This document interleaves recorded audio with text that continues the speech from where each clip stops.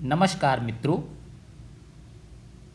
Term 1 board examination 2021 और 22 में CBSE mathematics class 10th के लिए जो एग्ज़ाम हुआ है उस एग्ज़ाम के लिए क्वेश्चन पेपर और आंसर की के विषय में इस सेशन में हम चर्चा करेंगे।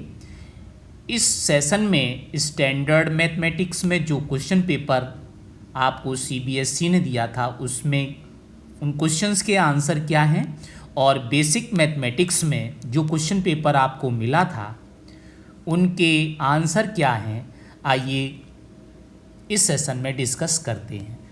दोस्तों, आपके क्वेश्चन पेपर में कुल मिला के 50 क्वेश्चंस थे, जिसमें आपको 40 क्वेश्चंस अटेम्प्ट करने थे और उसके लिए निर्धारित समय था 1.5 आवर्स, 1.5 घंटे का समय था।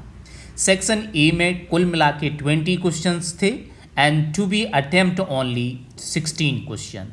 सेक्शन बी में भी 20 क्वेश्चंस थे and you will be attempt in the section B only 16 question.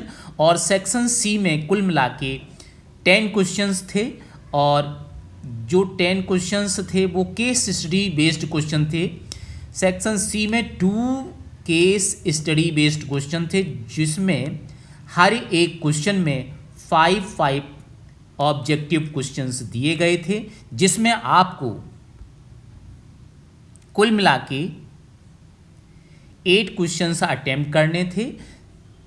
Question number 41 से लेकर 45 तक जो 5 क्वेश्चंस थे उसमें आपको 4 क्वेश्चंस अटेम्प्ट करने थे, एक क्वेश्चन को छोड़ना था।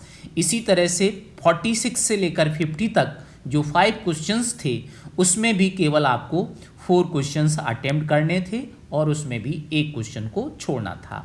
तो इस तरह से टोटल 50 क्वेश्चंस थे और उसमें आपको 16 सेक्शन ए से, 16 सेक्शन बी से और 8 क्वेश्चंस सेक्शन सी से, जिसमें ये बाउंडेशन थी कि केस स्टडी बेस्ड क्वेश्चन 1 में केवल 4 क्वेश्चन और case study based question number 2 में केवल 4 क्वेश्चंस अटेम्प्ट करने थे।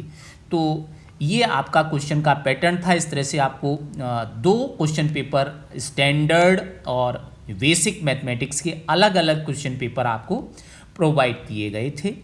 और दोस्तों, उन क्वेश्चन पेपर की आंसर की हम आपको इस वीडियो में शेयर कर रहे हैं। तो आप डिस्क्रिप्शन बॉक्स में पड़ी हुई लिंक पर जैसे ही क्लिक करेंगे तो आपको स्टैंडर्ड और बेसिक मैथमेटिक्स के लिए जो क्वेश्चन पेपर आपको मिला था उसकी आंसर की आपको मिल जाएगी।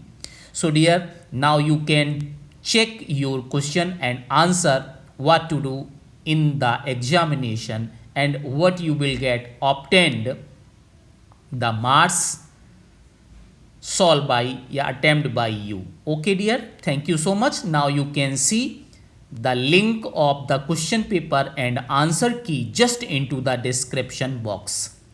So thank you so much.